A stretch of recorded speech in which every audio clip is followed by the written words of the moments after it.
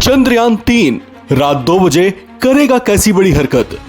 रात 2 बजे के बाद इसरो देगा कैसी गुड न्यूज। लैंडर विक्रम करेगा कैसी बड़ी मूवमेंट।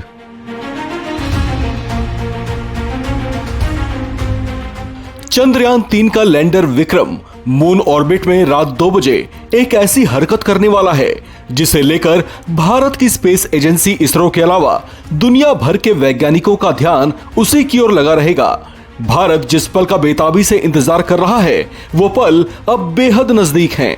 ऐसे में चंद्रयान से अलग होकर अकेले ही चांद की ओर बढ़ चले इसके लैंडर विक्रम की रात 2 बजे डी बूस्टिंग करवाई जाएगी। डी बूस्टिंग को सरल भाषा में समझें तो इस प्रक्रिया के जरिए लैंडर विक्रम को चांद के और करीब लाया जाएगा।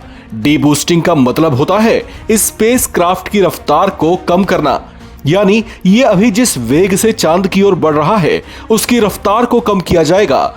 लेकिन जिस समय ऐसा किया जाएगा उस समय तक चंद्रयान-3 के लैंडर विक्रम की दूरी चांद से अधिकतम 100 किलोमीटर और न्यूनतम 30 किलोमीटर के बीच ही रह जाएगी।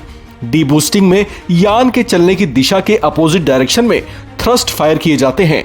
जिस समय आप ये खबर देख रहे हैं उस समय लैंडर विक्रम की चांद से दूरी 113 से 157 किलोमीटर के बीच है। लेकिन चांद की सतह पर उतरने से पहले ही लैंडर विक्रम ने अपने काम को अंजाम देना शुरू कर दिया है। इसरो ने लैंडर विक्रम की चांद की ओर सफर के दौरान ही ली गई कुछ तस्वीरें साझा की हैं, जिसमें चांद की सतह को साफ साफ देखा जा सकता है। इस मिशन में लैंडर विक्रम की चांद से सबसे कम दूरी 23 अगस्त को शाम 5:47 के आसपास होगी। इसी समय उसकी सॉफ्ट लैंडिंग की कोशिश की जाएगी।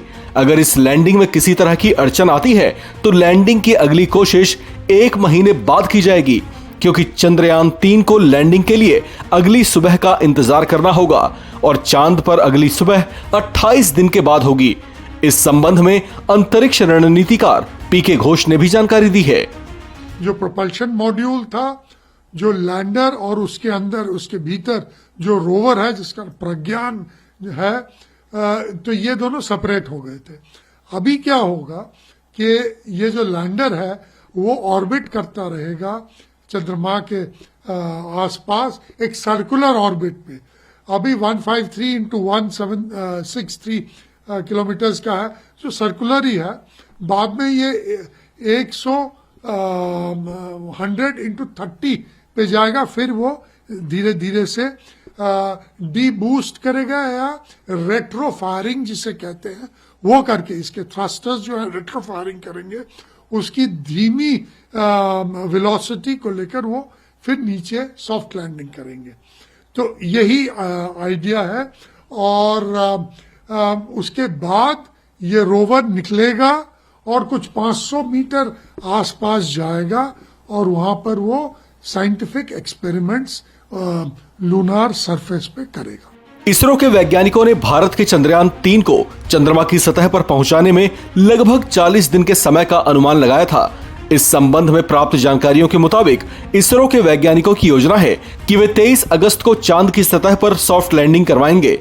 अगर भारत सफलतापूर्वक लैंडर को लैंड कर देता है तो ऐसा करने वाला वो दुनिया का चौथा देश बन जाएगा। लेकिन इसमें सबसे स्पेशल बात तो ये है कि भारत का लैंडर विक्रम चांद के जिस हिस्से पर लैंड करेगा वहां दुनिया का कोई देश नहीं पहुंच पाया है। इस खबर में फिलहाल इतना ही। बाकी अपडेट्स के लिए आप बने रहिए वन इंडिया हिंदी के साथ।